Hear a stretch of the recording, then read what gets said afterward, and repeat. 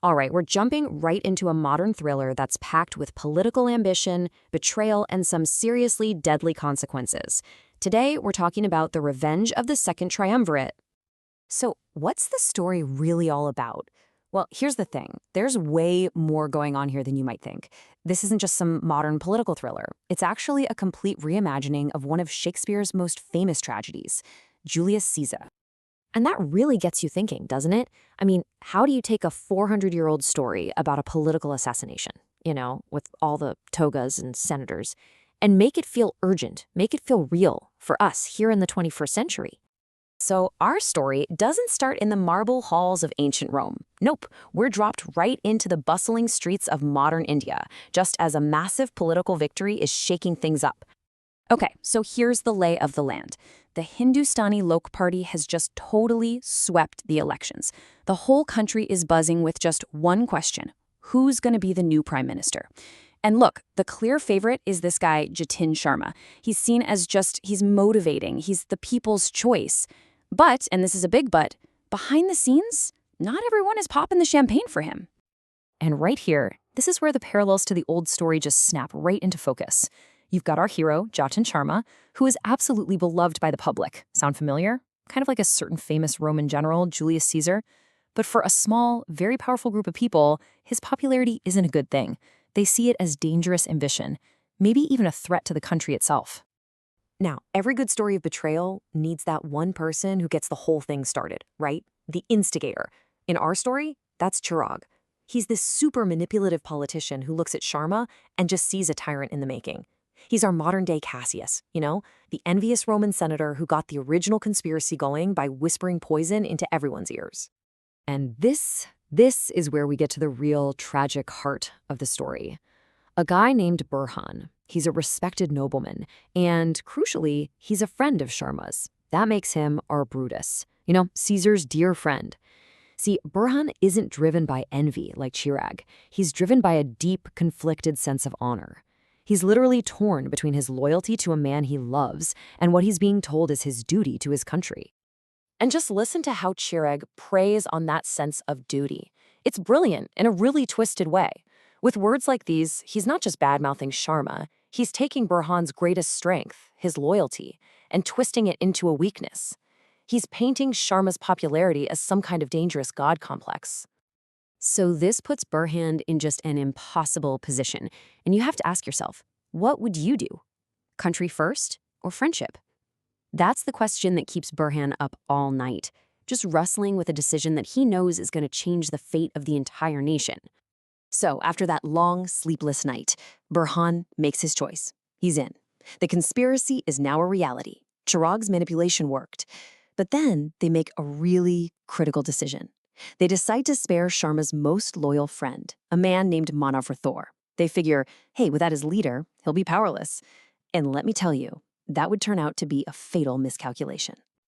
And so we arrive at the fateful day.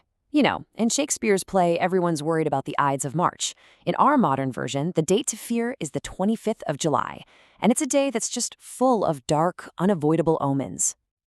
I mean, the warnings just come one after another, thick and fast, just like they did for Caesar. A black cat crosses his path, he sees crows fighting outside his window, his wife has this terrifying dream that he dies, and then, here's the modern twist, an anonymous email lands in the inbox with a chillingly simple message: beware of the 25th of July. Literally everything is telling this guy to just stay home. But does he listen? Nope. He ignores all of it.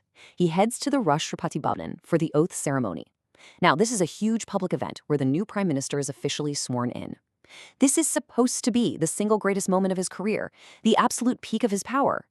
Instead, it's the exact spot where the conspirators are waiting to strike. Okay, so the ceremony begins. You can just imagine it. The cameras are flashing, the crowd is holding its breath, and Jatin Sharma steps up to the podium. His hand is raised, he's ready to take his oath in front of the entire nation. And then, it's just chaos. It happens so fast. A sniper's bullet, meant as a diversion, grazes Sharma's ear. That split second of shock and confusion, that's all the time they need. They pull out hidden daggers, and they pounce. One after another, they strike, until there's only one attacker left to deliver the final blow. It's the ultimate betrayal. Of course it is. It's Burhan. His trusted, respected friend delivers the final, devastating strike. And as Sharma is dying, he locks eyes with him and gasps out the modern version of Shakespeare's most famous line of betrayal, "You too, faithful Burhan." But killing the leader, that was actually the easy part. Now the conspirators have a much bigger problem. They have to win over the people. The fight is no longer about daggers. It's a war of words. Burhan is the first to step up. His argument is, well, it's logical. It's cold. It appeals completely to reason. He tells this shocked, confused crowd that, hey, this wasn't murder. This was a necessary act of patriotism. We had to do it to save the country from Sharma's runaway ambition. So the crowd they're confused. They're uneasy. They don't know what to believe. And into that exact moment of uncertainty steps Manav Rathore, remember him, the guy they decided to spare? And where Burhan appealed to logic, Manav goes straight for the heart.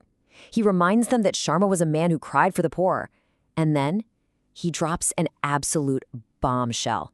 He reveals that in his will, Sharma gave 75% of his personal wealth back to the nation.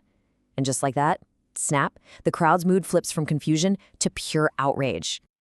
And really, it all comes down to this one simple, devastating question that Manav asks the crowd. With just a few simple words, he completely demolishes Burhan's entire argument. He turns a shocked public into an angry mob and seals the conspirators' fate. So, the conspirators have lost the crowd.